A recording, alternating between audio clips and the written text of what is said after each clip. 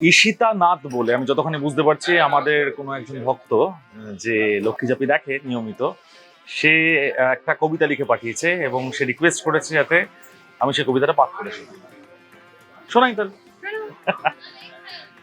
ঝাঁপি আর দ্বীপের গল্পটি যেন ঝগড়ার মধ্যেই লুকোনো ভালোবাসার রং। সারাদিন খুনসুটি, রাগ আর অভিমান, তবু একে অপরকে ছাড়া দুজনেই বড় বেমানান। ঝাঁপি বলে বারবার ভালোবাসি তোমায়, দ্বীপ শুধু বারবার চুপ থাকে নীরবতায়। ঝাঁপিকে যদি অন্য কারোর সাথে দেখে, দ্বীপের মনে তখন ঝড়ের দাপট লাগে। রাগে বুক গোমরা করে থাকলেও শেষে ভালোবাসাই আবার তাদের কাছে আনে অবশেষে। তাদের রাগ যেন মিষ্টি এক খেলা, অভিমান যেন ভালোবাসারই ছায়া। ঝগড়ার পরেও হাতটা ছাড়ে না কেউ, কারণ দুজনেই যে দুজনের পৃথিবী তা বুঝতে পারে না কেউ। ঝাঁপি আর দ্বীপের এই মিষ্টি সম্পর্ক রাগ আর অভিমানে ভরা, তবু প্রেমে ভরা দিগন্ত। অন্য কারো সাথে ঝাঁপিকে দেখলেই রাগে আগুন হয়ে ওঠে দ্বীপ, কারণ ঝাঁপি তার হৃদয়ের আলো আর ভালোবাসার দ্বীপ।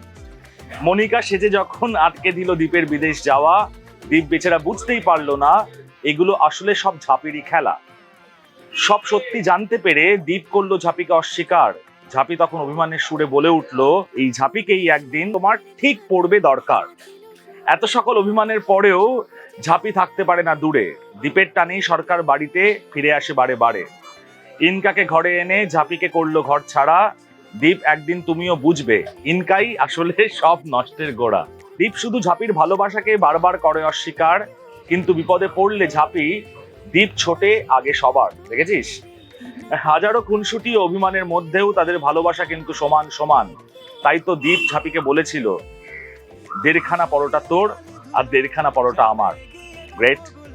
ছেলেটা বড্ড বোকা, এত প্রমাণ দেওয়ার পরেও মুখ ফুটে বলে নাই ভালোবাসি।